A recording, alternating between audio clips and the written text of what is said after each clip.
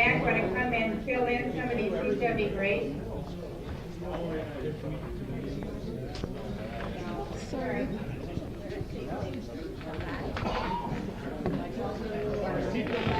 Say, would you guys that are in the back of the room please move up front? We have seats available here, and we'd like to get everybody that is in the room seated and seated towards the front, so please at least move up. That way, if your hearing is kind of like mine, and you can't hear the microphone, maybe you can hear me. So, yes, I like that. Thank you.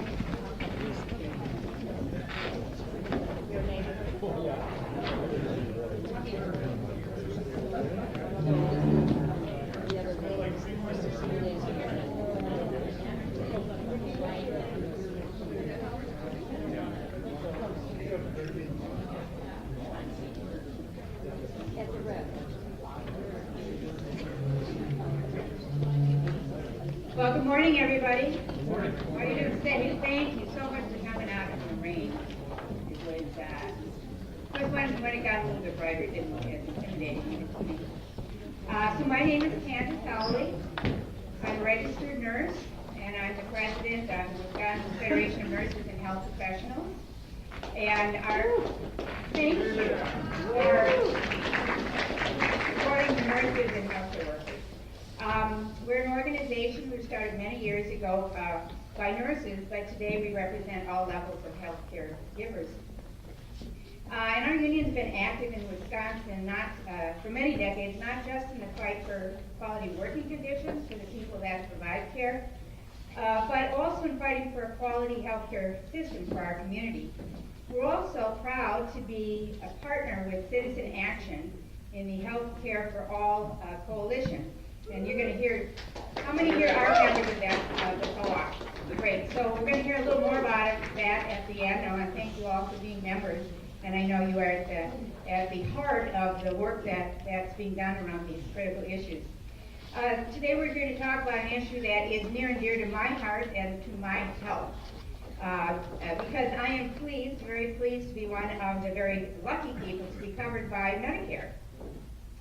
And I frankly believe so strongly in the Medicare system, particularly now that I'm on it, and recognize what it is versus what even many of my members and the non-union workers have, with these enormous deductibles and unbelievable amounts of premium.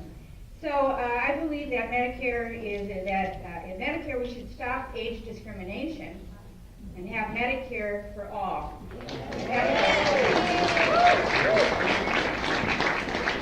But, unfortunately, we're not actually here today about expanding Medicare coverage, but to be educated about the new and growing threats to our current system, the threats that we are seeing in the federal tax and in the federal budget plan, and almost in any policies that are coming out of Washington. As nurses, we're trained to look at threats to patients' health care and to take actions to improve health. We even are licensed and given an ethical responsibility to make sure that you, the healthcare consumers of our community, are not being harmed. So what is happening in Washington right now, today, is a direct threat to the health care of our community, because politicians like Representative Ryan, who is leading these talks, are proposing policies that will threaten Medicare. And when you threaten Medicare, you pose a clear and present danger in the lives of senior citizens. As nurses, we know what happens when patients lose coverage or when costs become so high that your care is delayed. When drugs become so expensive that patients result to cutting your prescription drugs in half, or to even foregoing months where you might even renew a prescription. Particularly when you hit a donut hole, which I don't know what that is also. So the fact is we should be here talking about how to strengthen Medicare, and I hope we'll get to that conversation someday here, and how to eliminate the donut hole, how to cap the cost of our co-pays and deductibles, and how to even get coverage for nursing home care that doesn't put us into bankruptcy or our families into poverty. But before we can even talk about ways to expand or improve in Medicare, we have to begin by stopping the plans currently in Washington that will make our program worse. And the threats I'm talking about are part of the current deliberations, and we have great speakers here that will get into more detail about that. We're talking about taxes, so it should have nothing to do with health care. But as our speakers will explain, the current debate is not just about taxes, but it is always also about health care, because health care is so expensive. Now, this is a topic for another day. You can see I have the message of our union, which is to put patients before profits, because part of our problem is we have a very profit-driven healthcare system as opposed to a system delivered or directed by what patients need. It's what you can make profits out of. So we're not going to talk about that, but we always have to remember that that is partly why 1/5 of our economy is now spent on healthcare. And so any conversation, if you're going to talk about taxes or budget, end up talking about Medicare and even Medicaid because they are such expensive programs. So I'm excited to be here today to have some great speakers. I want to take a minute to thank all of the groups, many of whom you are part of 1, 2, or 3 of these groups probably, that are sponsors today. In no particular priority order, I'll just say, we are today sponsored by AFT, American Federation of Teachers, the Teamsters, Progressive Seniors, the AFL-CIO, Wisconsin Alliance for Retired Americans, Grassroots North Shore, Milwaukee Area Labor Council, Building and Construction Trades Council, Service Employees Union, WEAC, Grassroots TOSA, Our Wisconsin, Grassroots South Shore, MTEA, so Milwaukee Teachers, Coalition of Black Trade Unionists, and oh my God, somebody forgotten here, but Wisconsin Federation of Nurses and Health Professionals. So let's give a big applause to all those groups that are sponsoring our Our planners wanted to bring in speakers to give us real facts, not fake news, and also give us information in a way that is clear so we can come away with knowledge about what's happening right now in D.C. And when we were thinking about who could we have come talk to us that could fit that bill, that would be able to give us real information and give us real understanding about how to move forward, there were 2 names that came up, and I can say we were very excited as part of the planners here when both of these fine individuals agreed that they could come today. I want to say that at the end of the presentations, you might have a lot of questions that come up, as you're listening, so please jot them down, and we'll wait till both of our presenters are finished before we move to questions. So then we'll come back after we've heard from Professor Rosen and, of course, the nationally known speaker, John Nichols. So, Dr. Michael Rosen was a professor in economics at the Milwaukee Area Technical College and president of the union there, which was AFT Local 212, until he retired. And I guess, Michael, does that mean you're a professor emeritus? I kind of like the name of that. But I've heard Mike talk many times, and Dr. Rosen can take a very complex issue like healthcare, which is no doubt is probably one of the most complicated issues that we have in our society. And he can make it clear and understandable, which is really remarkable for someone who's an economics professor. He can make it clear and understandable. But I have heard him speak many times, and I know you're in for a real treat. So please join me in welcoming Dr. Rosen.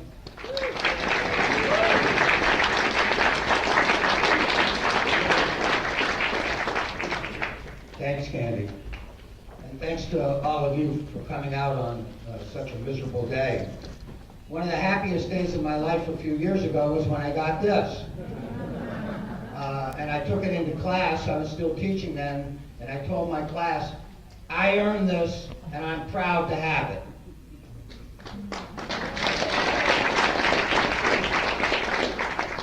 In 1962, 48% of senior citizens in the United States of America did not have health insurance. Let me repeat that. 48% of seniors lack health insurance. Today, thanks to Medicare, only 2% do not have health care. Yet there are a lot of influential people and elected officials, including this district's Congressman, Paul Ryan, who would like nothing better than to dismantle Medicare. The opposition to Medicare has a long and sordid history. One opponent years ago warned, if we do not stop the proposed medical program, behind it will come other government programs that will invade every area of freedom as we have known it in this country, until one day, as Norman Thomas said, we will wake up to find we have socialism. We are going to spend our sunset years telling our children and our children's children what it was once like in America when men were free. Is that crazy or what? But only men. Well, when this was written, women certainly weren't free. But who do you think said that? Huh? Ronald Reagan. Then a pitchman for GE, a notorious tax-evading corporation, but later, of course, President of the United States. He went on to claim one of the traditional methods of imposing statism or socialism on a people has been by the way of medicine. It's very easy to disguise a medical program as a humanitarian project. Most people are a little reluctant to oppose anything that suggests medical care for people who possibly can't afford it. Well, it's 52 years later. As far as I can tell, while we may have to worry about a government attacking our freedom with President Trump in office, it's not because of Medicare or creeping socialism, but because we have the most politically corrupt administration in the history of the United States of America.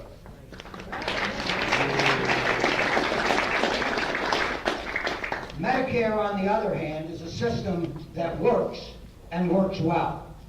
55 million Americans, almost 17% of the population, have health insurance because of it.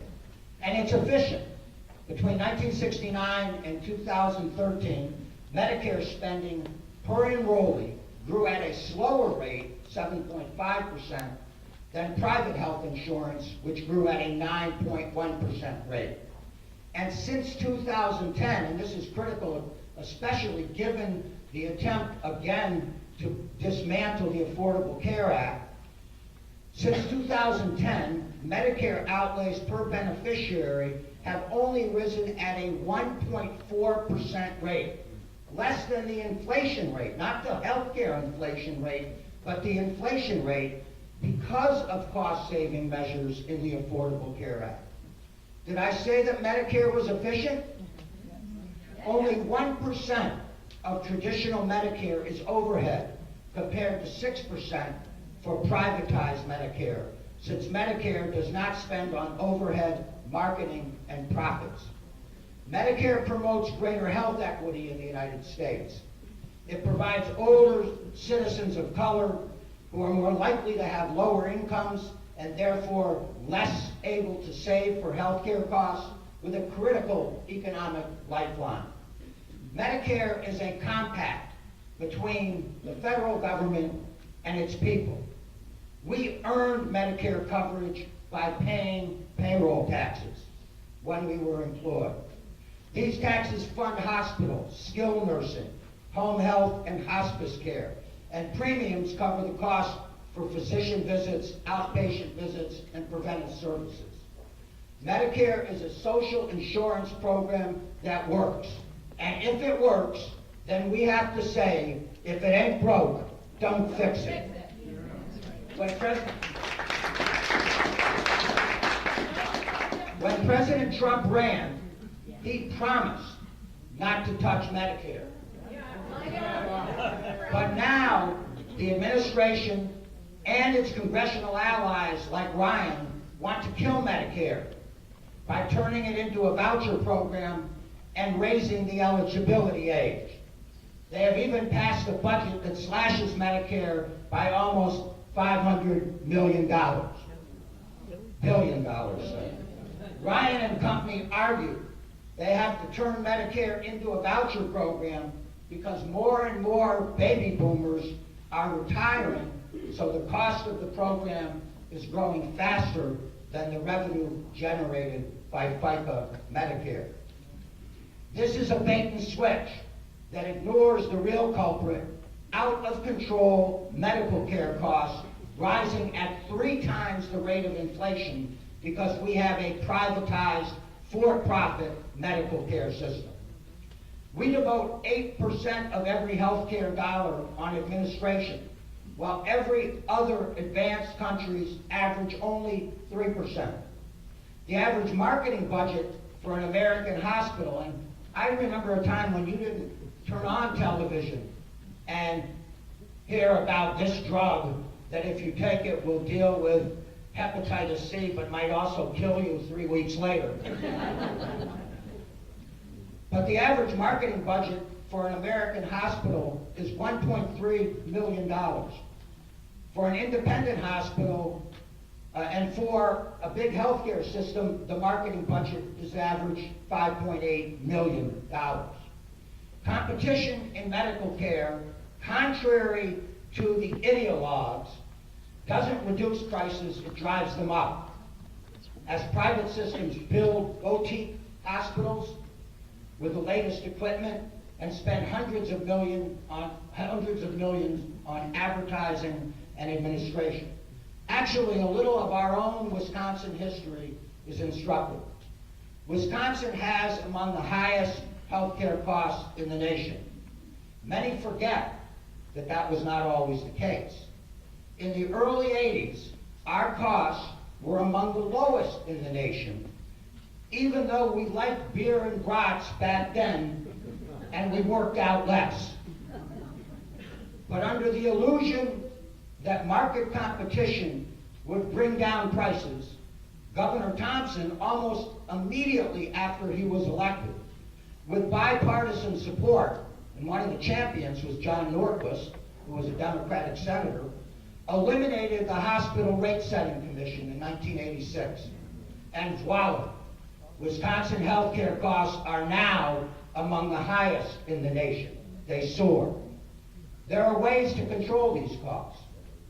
Raising the eligibility age ignores the reality that the majority of American workers are still employed in physically demanding jobs, and they simply cannot remain on the job until they're 70 or 75, the way an executive or a white-collar employee could. So that's not a solution. Ryan and company want to turn Medicare into a voucher system. Vouchers will do nothing to control rising healthcare costs. They would leave people facing higher out-of-pocket payments for escalating medical bills or force them to purchase lousy health care plans as the value of the voucher would almost certainly fail to keep pace with health care inflation. Vouchers would also force the United States to pay even more for health care. And remember, health care is approaching 20% of the gross national product. That means that for every dollar we spend on final goods and services in this country, 20 cents is spent on health care. That crowds out other spending that we could be making, including housing, aid for college, and other things. The unified bargaining of today's Medicare helps keep costs down, and that would be lost. Companies would find it easier to raise prices and shove the sickest people off onto tax-supported welfare programs. Opponents of Medicare hide behind free market rhetoric to shield private insurance companies from any programs or regulations that would control rising health care costs. Then they cite rising deficits as the main reason to kill Medicare. How hypocritical. They have been the architects of rising deficits by slashing the tax rates of the wealthy and the rich and waging endless wars of choice. Let's look at this current tax program. Heavily weighted towards tax cuts for the very wealthy. Hedge fund executives, for example, do not see their taxes raised, even though Trump ran on it. The estate tax which is paid for by a very tiny sliver of the richest, wealthiest Americans, is going to be eliminated. And this tax plan will increase the deficit by a conservative estimate of $1.5 trillion. $1.5 trillion. And that's a conservative estimate. What will happen? They will then turn around and say, we can't afford Medicare and Social Security, which are, by the way, two of the four largest federal programs. They'll say, we, the richest country in the world, are broke. We all have to roll up our sleeves, and we all have to sacrifice, even though all doesn't include the billionaires and their children.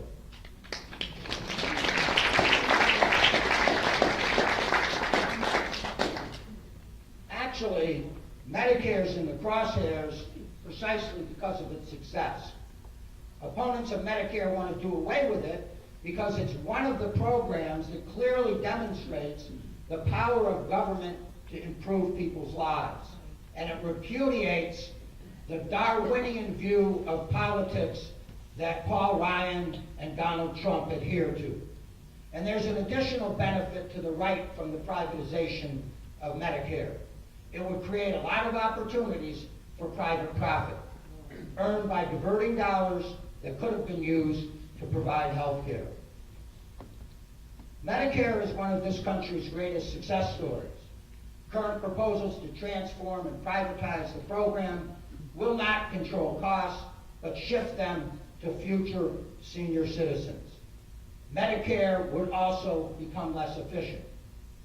So there's no good reason to abandon a program that meets the needs of America's elderly and disabled and has done so for decades. But like their opposition to Social Security, opposition to and the destruction of Medicare is a long-held dream of millionaires and billionaires who don't know what it's like to work for a living or have to choose between paying for health care or pharmaceutical costs or keeping the lights on. We can't let their greed destroy a system that has provided hardworking Americans with a modicum of health care security.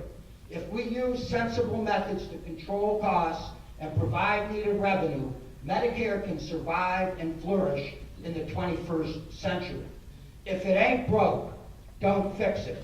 We must defend Medicare, and as Candy said, we should expand it so we have Medicare for all. Thank you very much.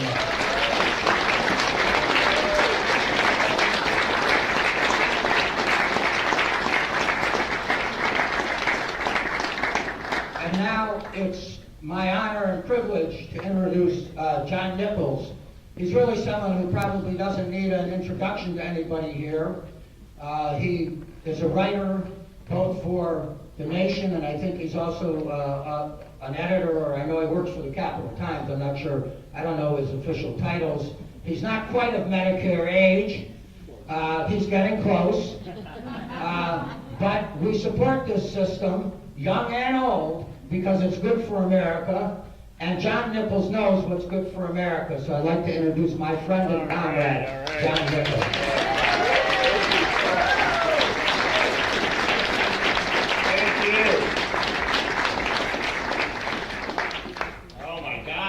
Good crowd here. I said when they were talking about this, with having this event, I said, well, why don't you have it at night? And they said, oh, no, our people come out in the daytime. I thought, well, that's cool. I like that. I like this woman's sign, healthcare, not the war machine. Not a bad calculus, brothers and sisters, just to let you know. We can defend our country, keep it safe, and we don't have to take money away from Meals on Wheels, which is what the Trump administration has proposed, to put it into the Pentagon. I promise you, the people who deliver meals to the elderly are more efficient than the U.S. Pentagon.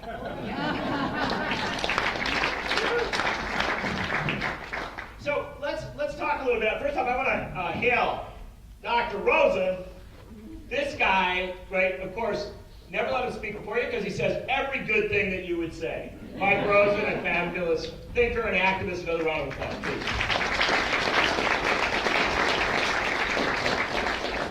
Let me also give high marks to Citizens Action, the group that has been meticulously doing the in and out work on this because they don't want it to be neglected. Most of the people who work with Citizen Action are young folks. They're young activists who come in and get those fabulous Citizen Action salaries.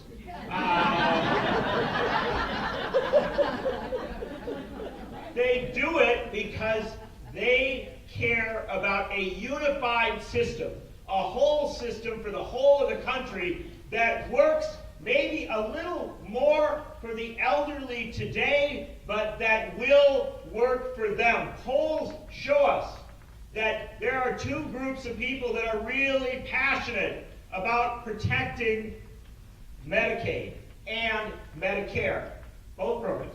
You know what the two groups are? Old people and young people. It's honestly, the polls are surprisingly parallel. And then in the middle, you've got the group of people that are just terrified that they might not get it, right? The ones who are kind of getting into that age range. But they're not even, it's not even a debatable point for them. They want it, but they'll sometimes fall prey to the hucksters, the folks who show up in town. And I'm talking about, you remember the Music Man?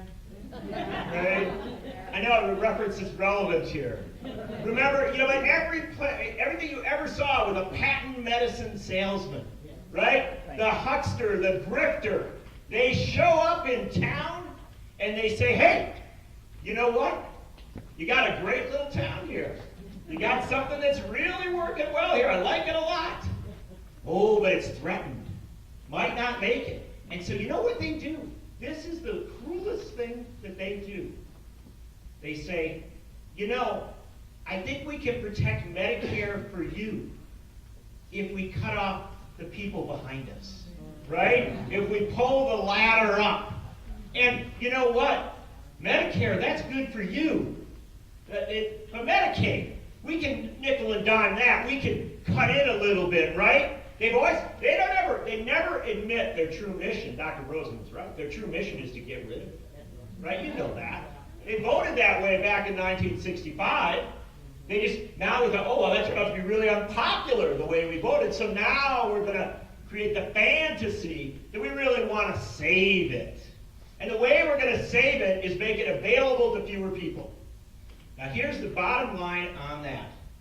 How many of you have ever had a relative that needed to go into assisted living, a nursing home, how many of you? My goodness, there's a few of us here. It's impressive. Amazing. And here's where it gets even more interesting. How many of you think of yourselves as stupid?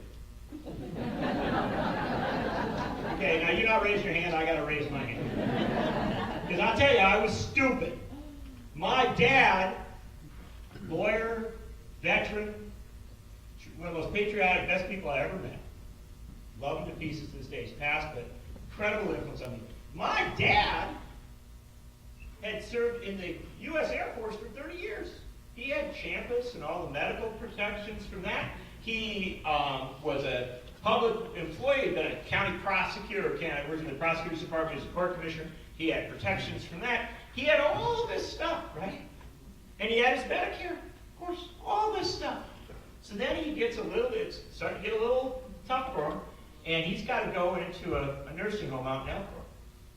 And my sister says, yeah, it's coming together pretty well. Dad's good. He's happy. We're all doing it. I drove him over from, all this stuff. She says, but we're having a little trouble making sure we get all the pieces together with Medicaid. And I said to my younger sister, oh, you know so little about government. You know so little about how these systems work. It's Medicare that takes care of the people in the nursing homes. And my sister, who spent about 1/1,000,000th as much time on politics as I had to sit me down as the stupid person that I am and explain to me that Medicaid is what makes it possible for dad to go into the assisted living center without being bankrupted and without running the family into crisis. Brothers and sisters, we don't gather just to defend Medicare. We gather to defend Medicare and Medicaid, the two greatest programs this country ever created.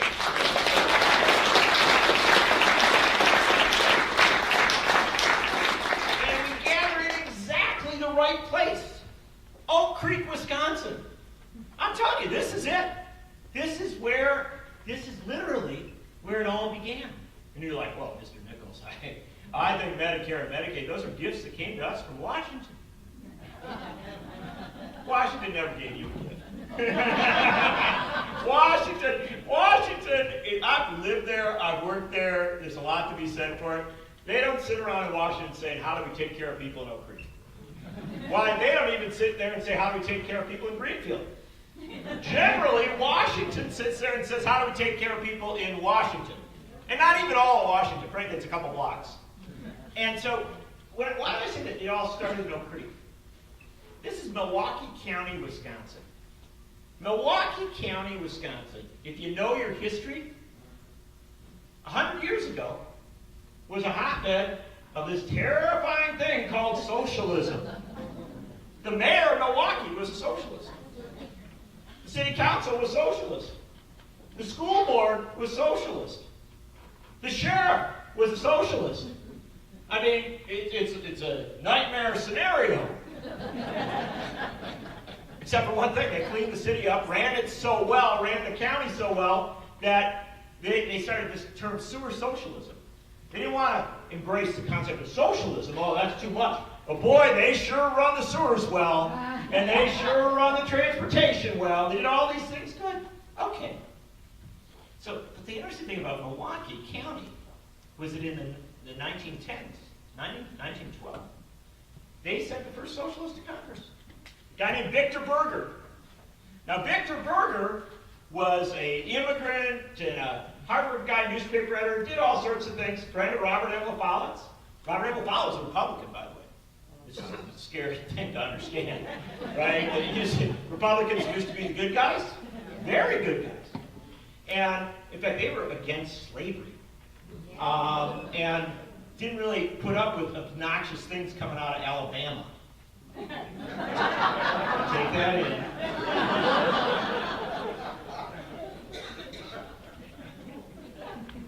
Yeah, he's slightly. Victor Berger went out to Congress back in the 1910s. He served on and off in Congress for the better part of 20 years. You know what he proposed? Again and again and again. Pioneering proposals. Make sure that those who had worked all their lives in difficult jobs, hard tasks, in a factory, in a mill, on a farm, that when they got to the point, and they wouldn't have been nice to the elderly in those days. It was just, they said, well, you're broken, right? When you get to the point where you're like 55 years old and you can barely move, so we ought to give you some sort of guarantee, not something, it didn't even necessarily, you said earned, and it's true, people do earn it, but they earn it by being human beings. Yes. Right? You earn Medicare and Medicaid by being a human being. That little baby that's born in a situation where they need Medicaid, they didn't necessarily work all that hard for it, but they earned it by being a human being in the United States of America, the greatest country in the world, the country that fought and suffered and struggled to make sure that we take care of all of our people. That we don't leave anybody behind. The richest country in the world doesn't leave anyone behind. So that's the thing to understand. What Victor Berger wasn't saying, you earned it. Victor Berger was saying, you're a human being. You need it. And we can provide it. And they didn't embrace it right away. They were slow to embrace another Victor Berger's idea. It's crazy, radical notion. This is going to scare some people. I'm glad most of you are seated. He had an idea for something called Social Security. And the idea was that not only should you get some health care taken care of if you needed it, you should also not live in absolute poverty when you were in old age. Right. Crazy, radical concept, right? And these ideas began to take in the 1930s And the interesting thing is, they were advanced by Wisconsinites. Do you know when Franklin Roosevelt became president of the United States? Do you know where he sent out? They literally sent out the thing where it says, you know, look, we just took over from Herbert Hoover. There's obviously nobody here that knows how to govern. And says, we need some experts. And so they sent to the University of Wisconsin. Professors from the University of Wisconsin came out to Washington. My dad, pretty good taught my dad and mom, came out to Washington and scoped out a Social Security program. The basic ideas were ideas that came from Wisconsin. You hear about the Wisconsin idea? Yeah. The Wisconsin idea where I know Scott Walker wanted to get rid of it. Still get rid of it. Apropos of nothing, it's a rainy, cold day out there. I remember a rainy, cold day in February of 2011. I'm outside the Capitol. Everybody's protesting. Everybody's protesting. There's a woman there. She's not as old as some of you, but she was old. And, she was like 85. And so this woman, she's out there and she's got her walker. And she's from Whitewater, Wisconsin. I'm talking to her. And she said, you know, it's the first time I ever came to the Capitol. I said, from Whitewater, it's 40 miles away. She said, I never thought it was necessary till now. And so she's out there with her walker, and on the front of it, right, her little thing she's pushing, on the front of it, she had a little tiny sign that said, at least this walker is useful. That's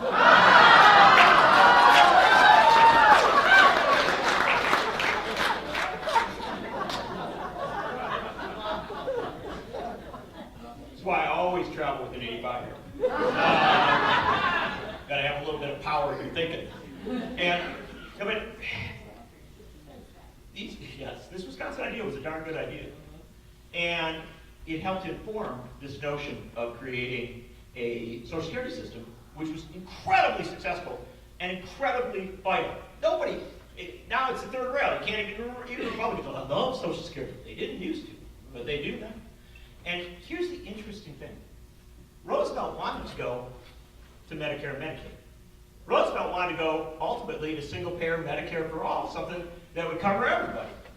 He had great ideas for it. Unfortunately, it didn't last long enough, and we had to beat some fascists and save the world and some other things. So we get around to that. And you needed a lot of people on board to make it happen. So you understand, Medicare and Medicaid, Wisconsin ideas associated with Social Security, another Wisconsin idea. And the next time Democrats got themselves a whomping, scorching, hole-on supermajority in Congress, right? Roosevelt passed in 45, had struggled back and forth. I now believe Eisenhower was like an incredibly good guy, but at the time he was considered to be a little cautious on these things. Kennedy got elected narrowly, good guy. 1964, Democrats sweep into power. They finally get a majority sufficient to complete the mission that Victor Berger from Milwaukee scoped out 100 years ago, that Franklin Roosevelt wanted to do 75 years ago. They finally got to complete the mission. And completing the mission, that's not everything. When I say this is first tier of that mission, so many other things to do. But you know what they did? They did a couple things, right? First off, they passed civil rights and voting rights protections. Yeah. Because the fact of the matter is that if you believe in Social Security, Medicare, Medicaid, universal programs that cover everyone, you must believe that every citizen of this country, male, female, black, white, young, old, every citizen must be treated equally. So civil rights is not separated from Medicare, Medicaid, Social Security. Civil rights is part of it. So you have these great progresses on these issues, and then they get to Medicare and Medicaid. You know what they called it? The Social Security Amendments. Sounded like, whoa, here's a little tiny thing we're going to do. Just tinker with this thing just a wee bit. No, these were fundamental interventions. And these fundamental interventions, these transformational interventions, were opposed at the time by not all Republicans. There were Republicans who supported it strongly. They were opposed by conservatives. And this is an important thing to understand. We often have, there's two different ideas, conservative and liberal. Progressive and conservative. Understand, conservatism in this country has opposed Social Security, Medicare, and Medicaid. the conservative movement, which has taken over the Republican Party. This is not the Republican Party of Robert M. LaFollette. This is not the Republican Party of Warren Knowles. This is not the Republican Party, I would argue, even of Tommy Thompson, and I know we don't always hold Tommy Thompson up as a perfect figure. This is the Republican Party of Paul Ryan and conservatives who embrace the dead-end ideas of 100 years ago that says, if you're old, if you're in need, good luck. And the fact of the matter is, they were wrong 100 years ago. They were wrong 75 years ago. They were wrong 50 years ago. And they are wrong today.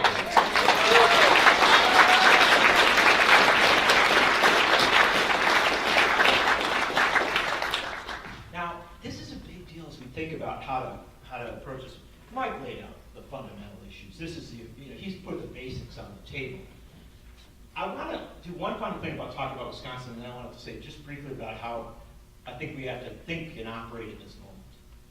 The other thing about Wisconsin is that 1964 Congress that swept in after that landslide, the Congress that would vote for civil rights and voting rights, obviously some of that happened in 64, some in 65, but did vote for Medicare, Medicaid, that launched a war on poverty, that believed actually that America could be the shining city on the hill. It didn't have to diminish itself. It could lead the world by example. That wonderful, brilliant Congress included Gaylord Nelson and Bill Proxmire, Henry Royce, Clem Zablocki, represented this area right here. They were very different people. They didn't all agree on everything. But the one thing they were fundamentally in agreement on was Medicare and Medicaid. But Medicare and Medicaid were scoped out as such good programs because there were other people who weren't supposed to be there. There were Democrats representing Republican areas. There was a machinist named John Race from up in Fond du Lac.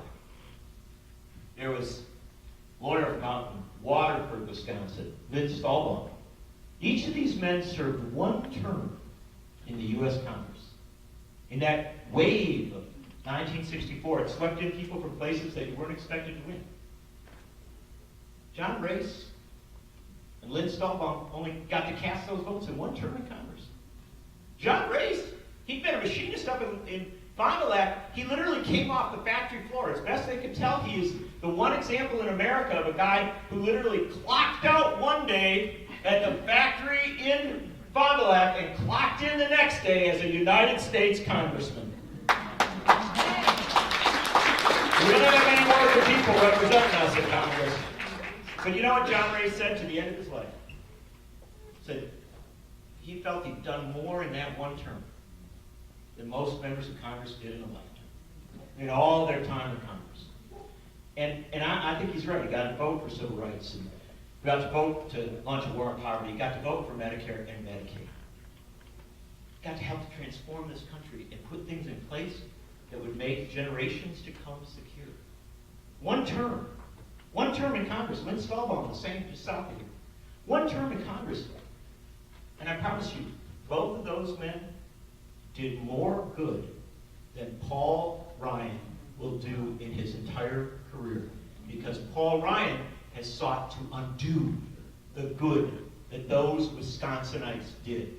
And to my mind, as we talk about Wisconsin's contribution to this thing, let us also talk about the shame. The absolute shame of Paul Ryan.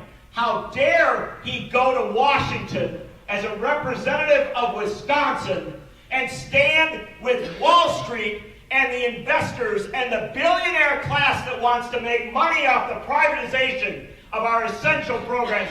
How dare he stand with Wall Street against Wisconsin? Shame on him.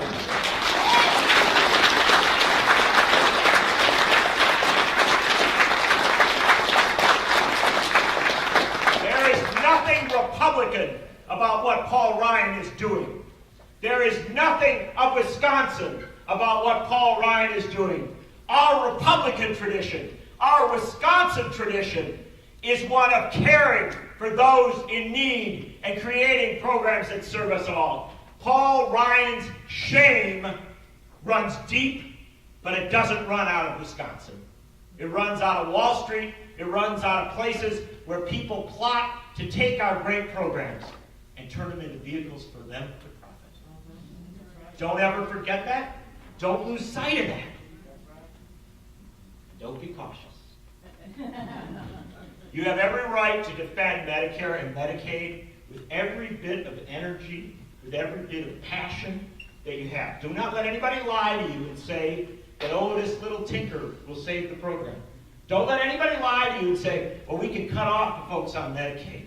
Don't let anybody lie to you and say we can raise the eligibility age. When my dad was in the nursing home, the guy who was helping him out of bed was 65 years old. He had to wear a brace to help lift people up. It was painful, hard work. I talked to him. He was ready to retire, right? In fact, he was 64 or 63. He was waiting until he clicked in on all the programs so that he could retire, right? Because he had never made enough security along the way in the private sector. It was the public sector that was going to see him through those years and let him go on. So don't let him tell you can raise that eligibility age. That's torture. That's torture to working people. So this is the deal. Can we beat him? Because that's why we're here today, right? We're here today to talk about fundamental, basic Wisconsin values, fundamental, basic ideas. Can we stop it? I can tell you a million things. I can give you all sorts of statistics. I could sound as smart as Mike Rosen.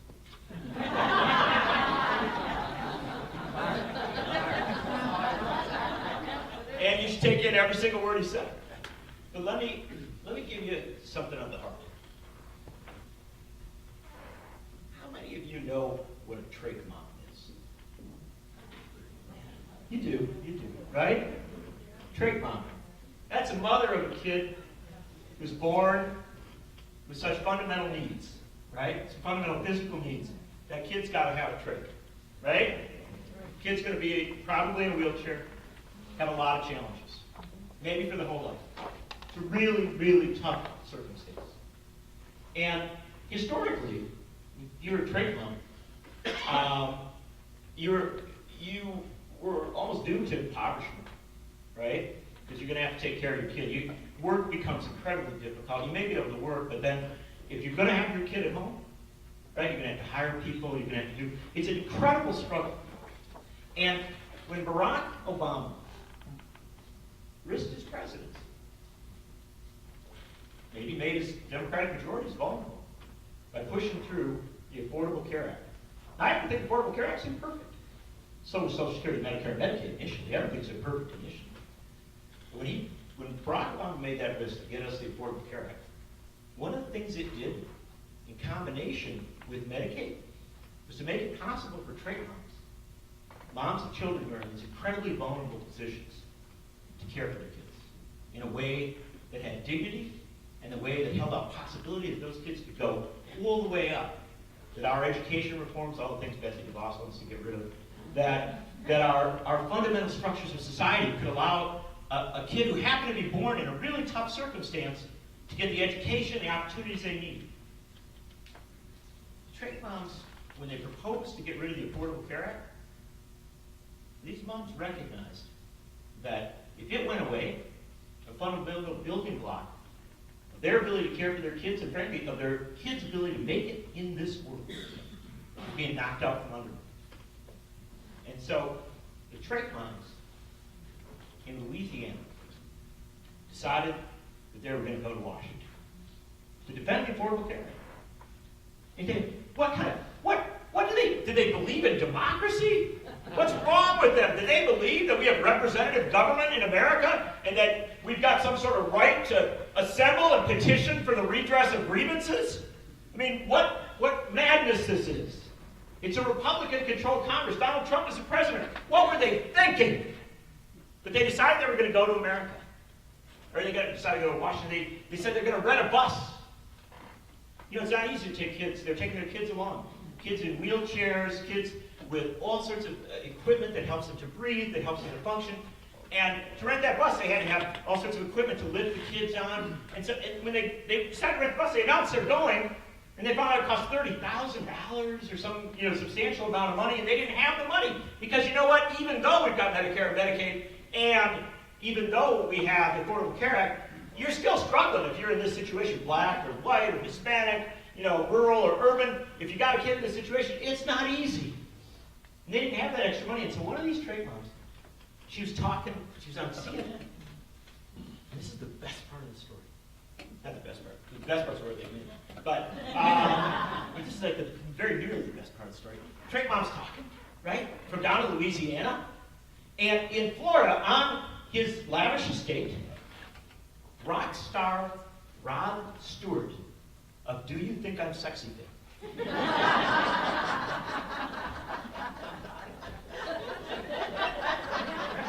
And I see a few of you thinking, I enjoyed his greatest hits. Rock star Rod Stewart was watching TV, and he's not thought of as the most political figure. He calls his manager up because he sees this, and he says, how much does it cost to rent a bus to Washington? See if we can help him out. And so a couple calls were made, and Rod Stewart wrote a check and sent it off to the trade moms in Louisiana. It's a big deal, right? If you can't go to Washington, help somebody else go to Washington.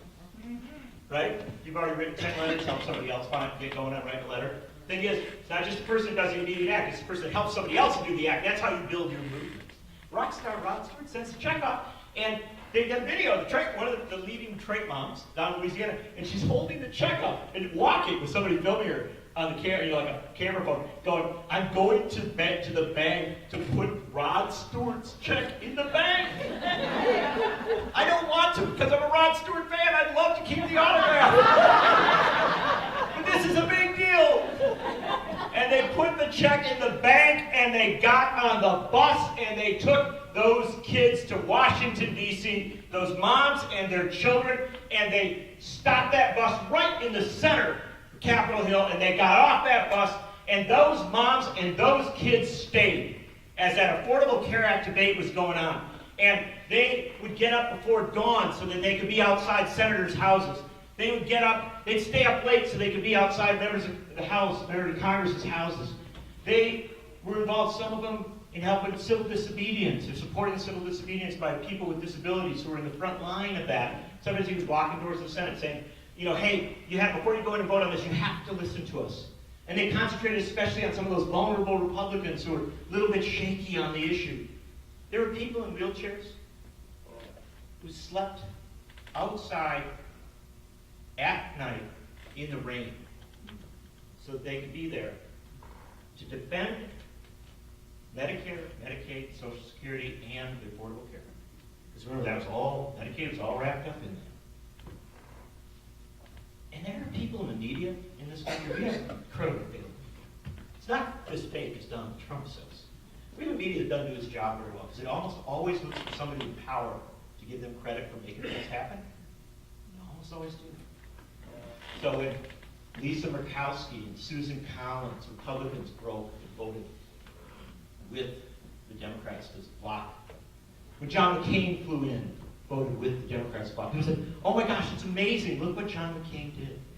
Oh my gosh, it's amazing. Look what Susan Collins did. Oh my gosh, it's amazing. Look what Lisa Murkowski did. Look what some of these Republicans in the House, to immense credit to them, breaking with Paul Ryan, look what they did. And what those people should have said, what they should have said, if they were at all honest, is that the trade moms and the people with disabilities, some of the most vulnerable people in America, went to the capital of this country and put their bodies on the line to defend essential programs. Not merely for themselves, they defended them for all of us. And I know in the next days and weeks, as the struggle for Medicare and Medicaid heats up, it's going to be rainy, it's going to be cold, right? It's winter in Wisconsin, it's even getting a little colder in Washington. But this is what I ask you to do. I ask you to think about whether you've got the ability to stand as strong as the trade moms do. It's going to be easier for most of you. Many of you don't have to help a kid along. Many of you have the economic resources. But this is the bottom line. If the trade moms and their kids and people with disabilities from groups like ADAPT could stop Paul Ryan and Mitch McConnell and Donald Trump from gutting the Affordable Care Act and Medicaid once, twice, 3 times, then I think a group of folks who got the wherewithal to come out on a wet, rainy morning in Oak Creek, Wisconsin, where the ideas of Medicare and Medicaid and Social Security got their start. I think you can do it. I don't think it's just possible. I think it's guaranteed. I think if you rise up, if we rise up, I think we stop them.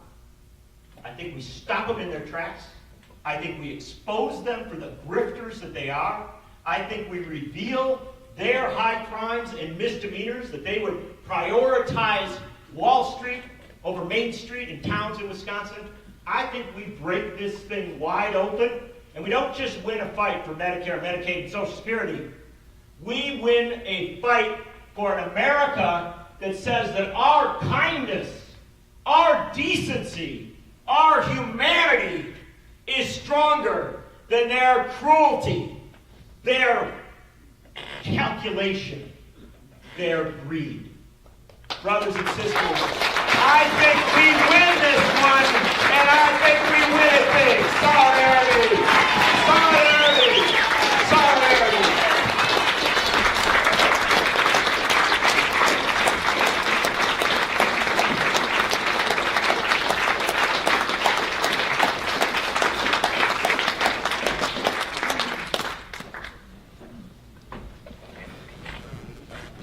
Thank you, John Nichols. I'm thanking you. It's more important what you're doing. Hi, my name is Elena Chang Kelvin, and I like to keep the Chang in out of respect to my Chinese immigrant parents, because I feel that is just the respectful thing to do for them. I'm a nurse practitioner. I've been a nurse for 44 years and have worked in this broken healthcare system. And this week, I fell into the donut hole. So my insulin was going to cost me $700, which I couldn't afford. I can't afford $700, so I'm only going to get 1 box of insulin and see if I can climb out of the donut hole. But this is how broken our healthcare system is. And as I was driving here, I was thinking actually about that song, Sounds of Silence. And it seems really relevant today, because we all turned our collars to the cold and damp. We all see the people who bow and pray to the neon god they made. And we know what that neon god is, right? It's money. So I am a Citizen Action member, and I will not be silent because I am engaged. And I am engaged because I care. And you are here because you care. So, as a Wisconsinite, my membership is very modest to Citizen Action. And I have to give up a latte. I don't even drink lattes. I have to give up a third of a pedicure, which I don't even do a pedicure. And what I get to do is hire an organizer.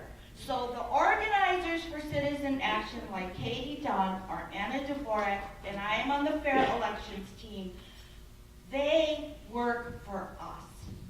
These organizers, and you know a very famous organizer, his name is Barack Obama, right? So I'm willing to pay for the membership so that I can hire these people so I don't have to do everything. So this is your call to action, because I know you're here because you care. So we care about each other, about our fellow citizens, our old people, our young people, our vulnerable people, and our people of color. So what you're going to do when you leave here is call Paul Ryan. You're going to call his office today, you're gonna call, we can give you a list. You can call your neighbors, because really, they will all be on Social Security and Medicare. At least they're hoping to, right? So even if they're not 65 or 60 or whatever it is, the age of Medicare is now 65, they will eventually be on it. So it's our duty to call them and say, look, your future is at risk. And join the co-op today. They work for us. Thank you.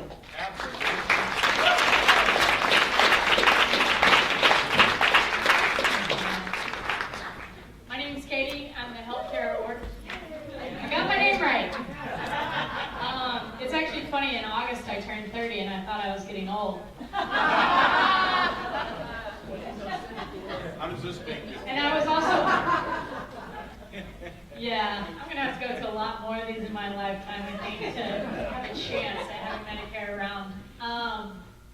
And I also was worried about healthcare being taken away, and then I am a co-op organizer with a lot of nurses, nurse practitioners, doctors, so I'm less worried about that too.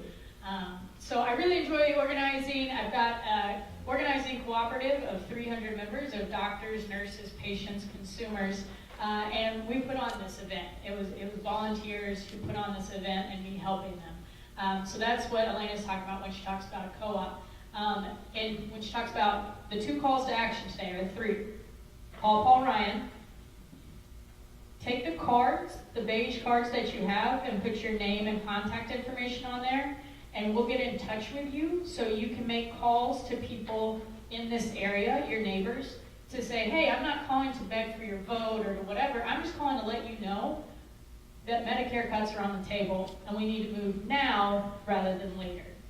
Because right now we're on step 2 of 3 steps. First step, budget resolution. It passed. Step 2, cut taxes. Step 3, cut programs. All right, so, and once we get to the cut programs part, the battle's already, mostly over, right? Because they're gonna say, we don't have the money. So please, step 2, put your name and information down, and we'll make sure to get you lists for your neighbor, to call your neighbors. And 3rd, join the co-op. Who here is a member of a Citizen Action co-op? I love it. All right. Obviously, those are the cool kids in the room. You want to be like that. So now we're going to open up for question and answer, and then I'll come back and just wrap this up real quick. So does anyone have a question for any of our great speakers? If you want to stand up, and I'm just going to keep the mic and repeat if needed. I guess my question is how effective are the phone calls? I call Mr. Ryan every time I see that ad on TV, which can be several times a day. And, I mean, he's on my, he's on my speed dial list. But how effective is it? Sure, that's a great question.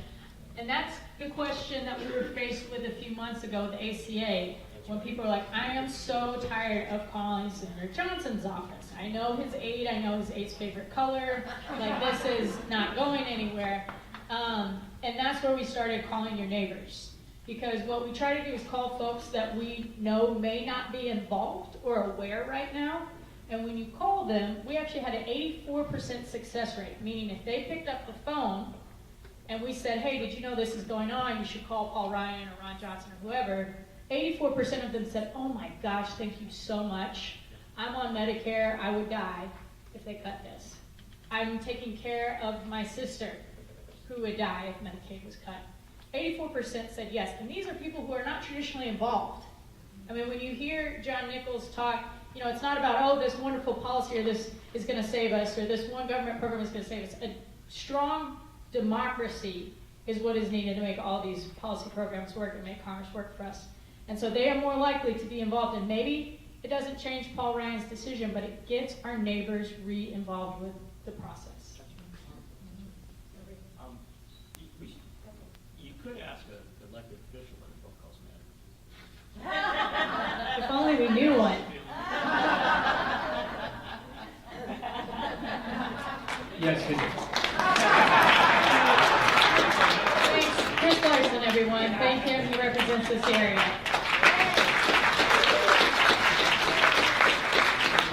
Yeah, I'm from Racine, and of course, Paul Ryan is our rep from that area. And this area as well. Okay.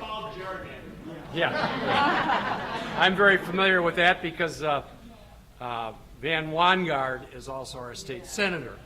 And I live in what I call the Wangard nipple. But, I'm sorry?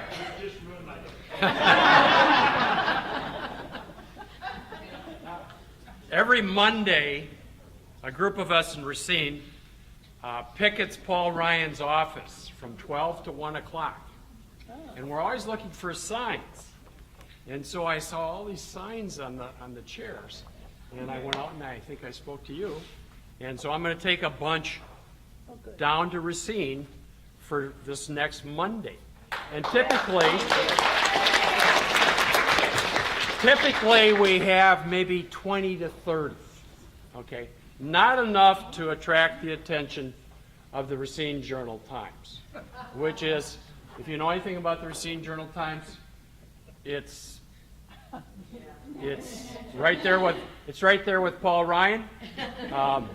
Voss is, I think, a member of their editorial board. And so what I would like to see is I'd like to see others here that now have signs come and join us. You can count on from 12 to 1 o'clock every Monday, we'll be out there with our signs. And I'll take it. And if you don't want your sign, I'll take it. Socialism.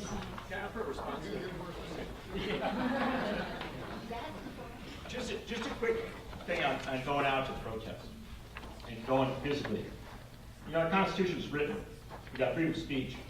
But speech is only as loud as you can yell it. And we've got freedom of the press. The press kind of depends on who owns it. The two there that really put there for folks like you is the right to assemble. Right? That physical, I love the phone calls, they're important. But that physical right to assemble and a petition for the redress of grievances to make a demand. And I want to just very quickly tell you, back in 2012, when Scott Walker was riding high, and Republicans of Wisconsin thought they were going to get everything. They thought, oh, everything's changed, all is good for them. Paul Ryan had a town meeting down by, I believe it was outside Kenosha. And there were so many people there. There was such an incredible crowd. It was so, you couldn't move. And Ryan made his remarks, and there was even a few catcalls while he was making his remarks. But when they went to the questions, he was out of control. Every single question was like, why are you doing this? Why do you want to make these cuts? Why are you talking about a tax plan that redistributes the wealth upward? And here's the interesting thing. Paul Ryan went back to Washington after that town meeting, and he got just a whole bunch quieter, right? You know, he ended up finding a second job as the vice presidential nominee. But, you know, they started to dial down a lot of that talk. And I want to emphasize to you, I know it's easy to think that they don't hear you. I know it's easy to think that you know, you're just banging your head against the wall. And some of us in the media and some of us in other places have said things for so long that makes you certain that that's the case. But the fact of the matter is that I'm enough of a Christian to believe that the hearts of sinners can be transformed. And I like to believe that if the crowd of people outside an office gets big enough, that it kind of pours out over that sidewalk and maybe gets even into the street. I like to believe that if the shot of that protest has to be taken not with a camera on the side, but from a helicopter above, that even Paul Ryan can be touched by that. If not touched in his heart, then in his calculated mind. And so I cannot begin to emphasize to you what this guy's doing. It's huge. What they do in all these other towns around, it's huge. Because that's an exercise of the power they gave us to assemble a petition for the redress of grievances that was put there for precisely this moment, to stop precisely this sort of thing. So do not think for a second that your letter doesn't matter, that your call doesn't matter, and that the crowd out there doesn't matter. The fact is, every bit of evidence, including with Paul Ryan, indicates that it does matter. So back this guy up. Thank you. I forgot to mention, Paul Ryan's is right off of Monument Square on 6th Street, right down by the lake in Racine, right in the center of the city. Very easy to find. 6th and Main. 6th and Main is Monument Square. 12 to 1 on Mondays. I want to add something to what the doctor said about what Tommy Thompson did. Tommy Thompson did a second thing, which we must bring back to Wisconsin, and that's a certificate of need. We are so over capacity with hospital beds, with clinics, and people can't afford to use them. I was on a board of directors for a community health care center, federally funded in another state, and we had a plea to replace an x-ray machine because the certificate of need legislation is applied in North Carolina. People say, well, why is it health care costs less than North Carolina, but it's just as good as Wisconsin? It's a certificate of need. And until everybody understands what that is, when Tommy Thompson signed that away in 1999, that's when the cost really started going up and Aurora started expanding needlessly.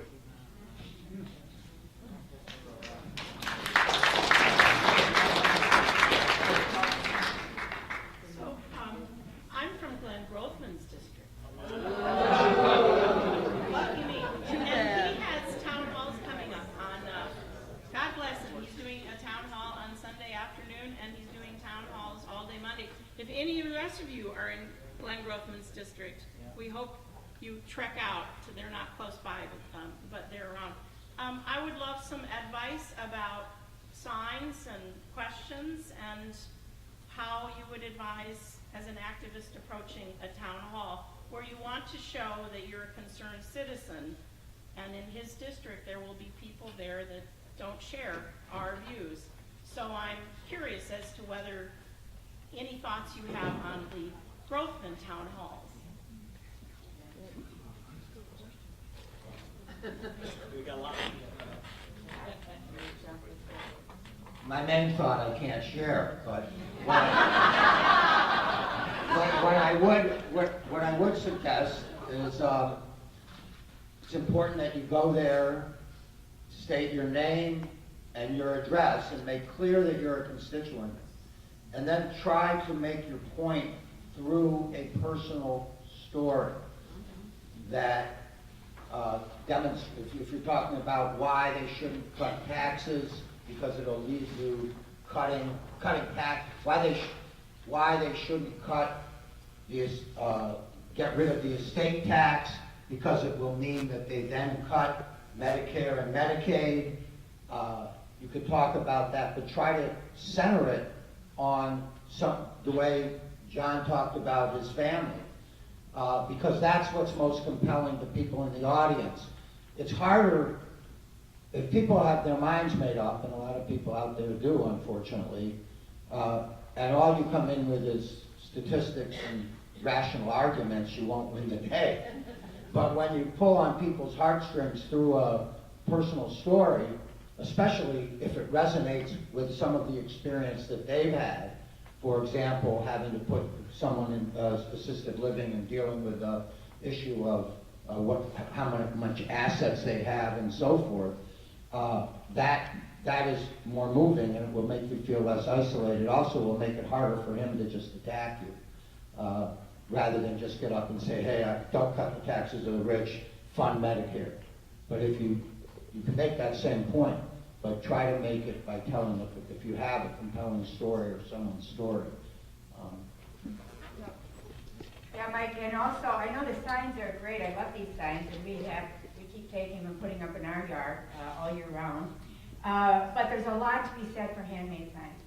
There's a lot to be said for even if you can gather your group and have everybody make a handmade sign, because there's a little bit of an ability to dismiss what looks like, oh, they just, flew people in with their signs or something. And so I'd really encourage that as part of personal stories and personal signs too.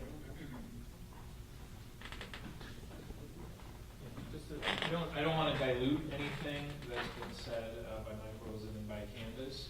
Absolutely make sure it's clear that they know that you are somebody who lives there. You don't get in the room if you don't. Right, but you'd be surprised. I mean, I had an enlightening conversation with a former Republican staffer who's come over to our side. And she wants to figure out how to get involved, and it took her, we were 10 minutes into the conversation before she told me that she had been a Republican staffer, had actually managed a Republican campaign that won for Assembly.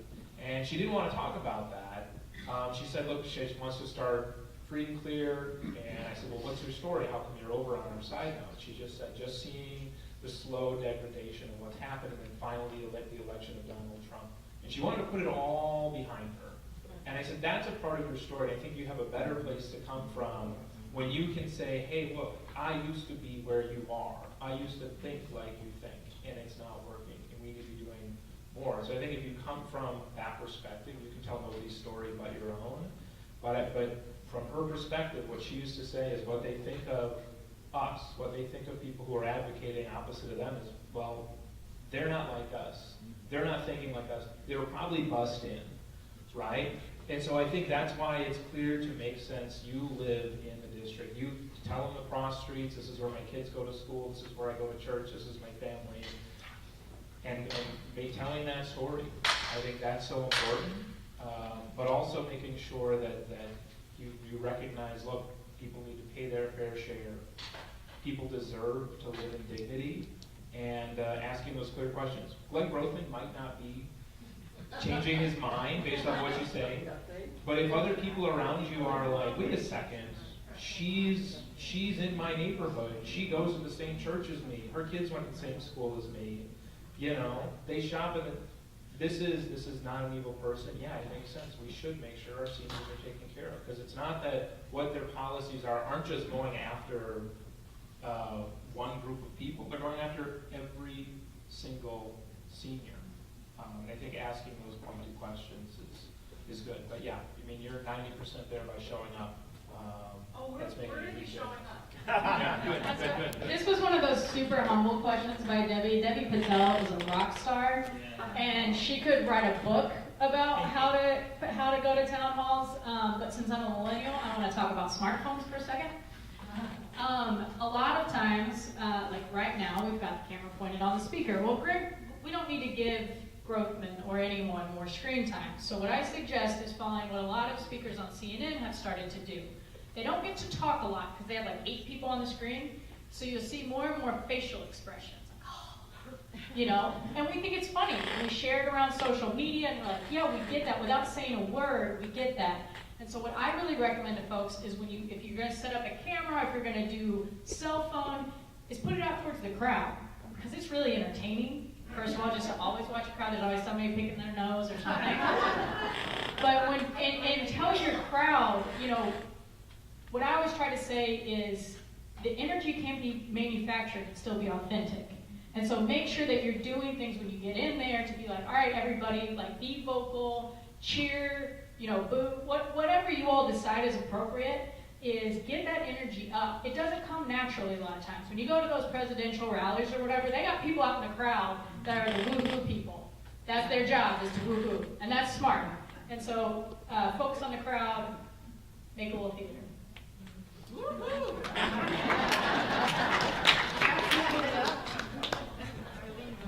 Lynn. I have a question. It's more of a policy question. This morning we all read that the Republican have folded repealing the individual mandate into the tax bill.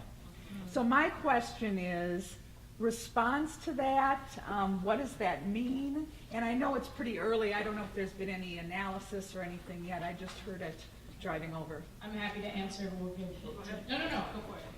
Well, look, here's the problem with the tax bill. It doesn't add up. And so they desperately didn't want to put the individual mandate. They didn't want to go there again. Because, you know, everything I spoke about a little earlier, that all comes down on them again. Because you kick the individual mandate out, you're really undermining the whole of the Affordable Care Act. They know that. And they didn't want to have this double fight. Because they're divided internally as well. You understand that the real estate lobby is not very happy with the banking lobby. And the credit card people aren't very happy with some other folks. So, you know, you have all these divisions, and they didn't want to add more. But they had to, because this tax plan is a monstrosity. It's a fantasy, and it actually makes a lie of everything that they've talked about for decades, right? Worried about deficits, worried about debt. No, you blow that out, everything will work out fine. It actually reinforces the criticism, redistributing the wealth upwards. They actually are. And so, you know, they're so desperate to get as many pieces as they can in place on the bottom line that they put it in. This is the important thing to understand. In battling something like this, your enemy is always going to be the person who says, we can't worry about the details, right? Things are a mess, we just have to do it, right? Well, that is the equivalent of, you know, when you're in the ditch in a snowstorm and somebody says, we can't worry about the details, we've just got to hit the gas and go forward. But of course that takes you deeper into the ditch. And so what we need to do is, yes, take the thing apart. Don't argue about the tax bill. Argue about the components of it. Because at the end of the day, that's what they'll do. They will only emphasize that your taxes get cut, when in fact they don't. But what you need to do is say, yeah, this kills the Affordable Care Act. I didn't know we were voting on that. Why don't we get a clean vote on that? This kills, you know, all sorts of structural protections that we've had for a long time, and all sorts of other areas. I think we should have a clean vote on that. And here's the interesting thing when you're going to talk to Glenn Grothman, for what it's worth. You know the interesting thing, what I might put on a sign, and I like Glenn. I do. I like Glenn quite a bit. He's very personable. He's very personable. And, you know, he's actually against the rent-to-own industry, which I actually, you know, like, always crack an eye. There's something he did. Glenn Grothman did a press conference with Citizen Action. And if I'm not mistaken, you know, and I hope I'm right about that, but he definitely sided with the folks trying to, you know, do this. So this is what I might say to my friend Glenn. Somebody just said, she's sitting back there going, he is unpredictable. Yes, he is. This is what I might put on the sign. Somehow Medicare and Medicaid survived Ronald Reagan and Richard Nixon and George Bush the latter and George Bush the former. And what is it about now that Medicare and Medicaid, that made it through all these Republican presidents, what is it about now that says they have to go? If I was talking to Glenn Grothman, I might say, you know, Bill Steiger and Tom Petri worked, the congressman preceding Congress, Republican congressman from the district, worked with Democrats and Republicans to make fair tax policies and to protect Social Security, Medicare, and Medicare. Will you do the same? See, this is the important thing to understand. I keep telling you, this is not about Democrat and Republican in the traditional ways that you have thought about it. Something fundamental has shifted. And you have every right when talking to an audience of people, because we're not just talking to Glenn Grothman, you're talking to an audience, to say, hey, I would like my old Republican Party back, right? I want the Republican Party that was not lockstep in the pocket, if you can be lockstep in the pocket. Teachers are laughing, of Wall Street. Because I don't think that anything about this is coming out of Wisconsin, it's coming out of Wall Street. But that's what I would suggest is, harken back to those better angels of the Republican tradition, and understand, don't talk about great big things. Don't talk about the whole. Talk about the pieces of it and the parts of it so that it makes sense. Because the fact of the matter is, when I talk about stuff in my life, if I talk to my 14-year-old daughter about the great whole of the future, boy, does she shut down fast. But if I start talking about her allowance, or how many hours she can use her cell phone, that becomes very, very real. And the fact is, I believe her allowance and how many hours she uses cell phone is a part of the whole future. I just know that when I'm talking about those things, she listens. When I talk about something big and ununderstandable, she doesn't.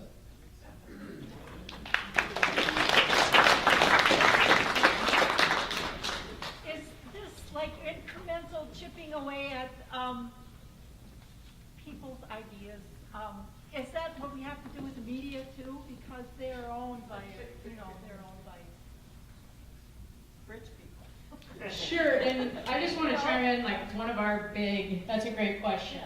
One of our big focuses is you don't have to go and persuade Glenn Grothman. You don't have to go and persuade a red voter, Republican, a Trump voter, whatever. Trump got 3rd place in the presidential popular vote. Hillary got 2nd. Eligible voters who did not vote won. They didn't vote. So our big focus right now is, getting people engaged to vote, which is why one of our things is reaching out and letting people know that something they care about is getting cut. With the media, it's important to always be there. Showing up is important. And so, if Ron Johnson is going to vote on the Senate bill, finance bill, whatever, tax bill, then the media is always going to cover him, and they always do the other side. It's not always great journalism, but they're always going to cover both sides equally, usually. And so that's why we show up in front of Ron Johnson's office all the time. People are like, I'm so tired of it, we're not changing minds. We're not there to change minds. We're there because it's a platform that we can speak to. Does that answer your question a little bit? Yeah, because, the only reason I knew about this is because I heard about this media and alternative radio, progressive radio. So I don't know that many people who, I was wondering how you could get it to the bigger audience so you got more people. And that's what we're constantly working on in the co-op. And I hope you'll think about joining 1510 AM Resistance Radio. Let's do a plug for them. Yes. Our co-op Radioactive really helps support them. So if you want to really push that, Radioactive is a co-op of citizen action. I encourage you to get involved. I just want to say that I heard something really encouraging, and it's about us. It's about people that are getting engaged. And that is that there are 12 times more groups organized against number 45 and what's happening in the government than the Tea Partiers at their highest point. So we are mobilized.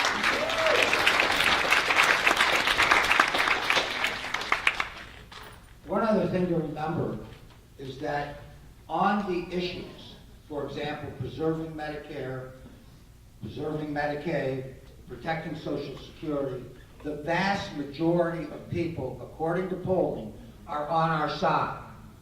Now, the reason we give our name at the meeting is so Grothman and his staff hear it. But who we're really addressing at that meeting are the people in the crowd who support Medicare and Medicaid. Even if they voted for Donald Trump, they probably support those programs. That's what's the great bait and switch. Remember, Donald Trump ran on a program that he would not touch Social Security or Medicare. That's what he said. That's what the great bait and switch here is. And people, you remember the guy saying, government, get your hands off my Medicare during the Affordable Care Act. Well, we can just drop the government, since it provides it, and say, get your hands off my Medicare. But our address, who we're speaking to at those meetings, as much as it is Grothman, is the people there and also the media. Because as Katie just said, the media loves to have this balanced approach. Not all media, but the media loves to have this balanced approach. So if there's, and so they're always seeking out a contrary voice.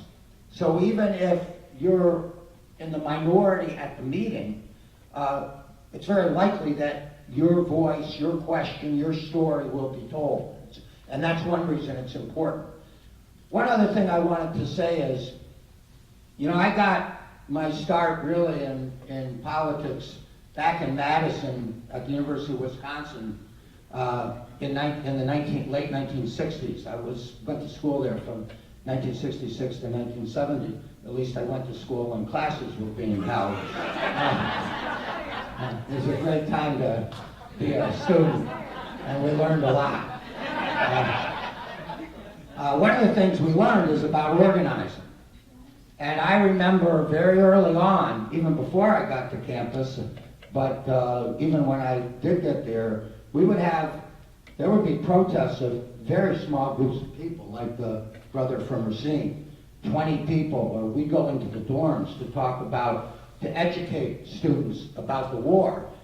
Now, we had a really lousy football team at that time. I think we lost the game for 2.5 years in a row. And so there weren't quite as many distractions as they have right now with such a great team. But most students had other concerns, their grades, social life, etc. And we would be a very small group that was educating, trying to talk to people about the war.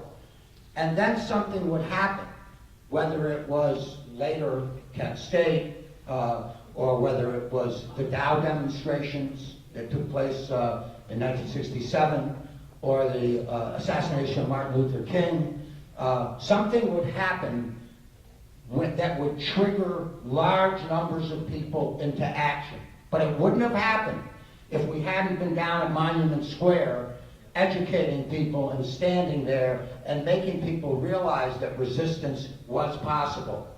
So, you know, it's kind of like a prairie fire. It takes a spark.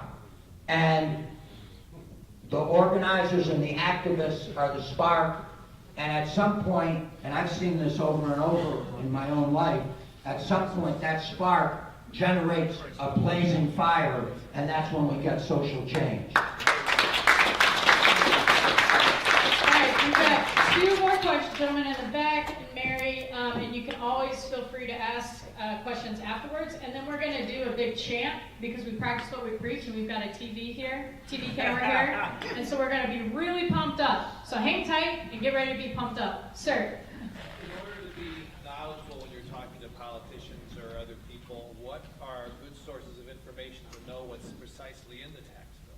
That's a great question. I'll answer, and then I'm sure these folks, when I prepared for all of this, because just real quick, I want to very quickly say there's 3 steps to cutting Medicare, and we're on step 2. First step was the budget resolution. It's a broad outline of how the path forward. Second step is tax bill, cut revenue. The third step is appropriation bills. So I've had people ask me, where is the Medicare cut in the tax bill? It's not in the tax bill. I use this analogy of, it's like if someone tells you that they're going to go shoot somebody, they go get a gun, and then they shoot somebody, right? Right here, they're not shooting somebody, but you know what's about to happen. That's where we're at. So people are like, oh, there's no Medicare cuts. Well, of course there's not. It's a tax bill. Vox, I would say, Vox.com is an important one. The Center for Budget and Policy Priorities, I would say, is the second one. And there's EPI.org, Economic Policy Institute, is a great economic research center based in Washington, D.C. Does tremendous economic analysis, and I'd urge you to do that. Also, I mean, more popularly, I mean, both the New York Times and the Washington Post, and I'm guessing Capital Times has written things on this in the nation. But the EPI, as far as real hard economic analysis, and the Center on Budget and Priorities, which is also, and I don't know their website number, but both of those are solid, they are reputable, and they are fact-based. So both are very good. And of course, Citizen Action's blog and podcast. Yeah, I'll give you a quick hit here. Because you're such a tech-savvy group. How many of you are on Twitter? Actually, how many on Twitter? You? How many on Facebook? Okay, many more. How many as a kid is on Twitter or Facebook? Yeah, sorry. Look, this is important. We live in an instantaneous moment. The tax bill, you can read up on it and all these sources, and I especially recommend The Nation. But you can read up on this. But by the time that print publications, TV, radio catches up, because they literally locked the bill in at midnight for the 12:01 vote. And so we need to understand the rapidity of this thing. So I'm going to encourage you to, if you can, if you have a phone, if you spend all that money on a phone, get on Twitter, not to tweet, but to get the alerts. If you're not on Facebook, get on Facebook to get the alerts. Or find some other vehicle by which you can get the alerts. We do live in an era, and I do it all the time, where we go to websites and we go to papers and we watch TV and listen to radio. I do all of that to learn, but to be on the immediate moment that we're in, it becomes very, very valuable for activists and people who are engaged to know when it's hitting, right? So I'm going to offer you two groups that if you happen to be in this game, you might do. There's the National Committee to Preserve Social Security, Medicare, and Medicaid. They literally have a kit. Because now you've achieved that status here, right? You're working on it, right? No, but when you say a kid, this person's probably 40 years old, as a professional comes in a suit and tie. But they've got somebody who's literally doing this every day, tweeting it out, putting it on Facebook. They're literally putting the information up. And the other folks who are frankly doing a remarkable job on this right now is AARP. AARP is taking this very, very seriously, and so if you just go on to Twitter, you go on Facebook, you go on whatever vehicle you want, and get those alerts set up so that you know when it's happening, it's a huge way to be deeply, deeply involved in this. I'm a bold media. I want you to read the Milwaukee Journal-Sentinel. I want you to watch TV stations. I want you to take it all in. But I'll tell you, if you're going to be an immediate activist in this moment, National Committee to Preserve Social Security, Medicare, and Medicaid, AARP, and Citizen Action. Follow those three. Keep on them. You will know when it's happening, and if you put that little bell on your phone, it'll actually ding, and you'll feel like your kid's calling you. Follow Martha. What? Follow Martha. Absolutely. She puts it out. And I just want to add one quick thing, is don't worry about the specifics. Like if you're like me and a nerd, definitely keep up with it like you would a sports team and all the statistics. But the key is sticking with the themes, because Republicans are going to keep introducing new things and changing things, and it's a strategy. I was a lobbyist before. It's a strategy. You keep changing things so you can deflect all the arguments. Well, that's not really in the bill, you know, or that's not how the language is, okay? So don't feel like you have to be an expert and know all the single little updates. Just know the themes and be confident in it. I just want to share a story of how I dealt with my local newspaper, the Racine Journal-Times. It used to be a good hometown newspaper till they were taken over by a media conglomerate, Lee Enterprises, and they wrote a very offensive story to me. It was in a presidential election. It was biased. It was on front page news. So I wrote a letter to the editor that criticized, and it was a very good letter. And they were, of course, not going to print it because it was criticizing them and their story and why they did it.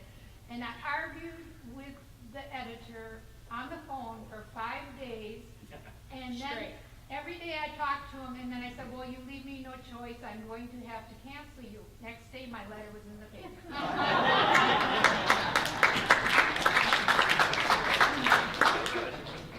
All right, so feel free to ask our experts questions afterwards. We lost our television man. He's out giving some interviews, so please feel free to be super loud. All right. So we're going to have Mike Rosen. All right. That's all right, Coach. To say Paul Ryan, and then you all are going to say, don't cut Medicare. And we're going to do that 5 times. Paul Ryan. Don't cut Medicare. Paul Ryan. Don't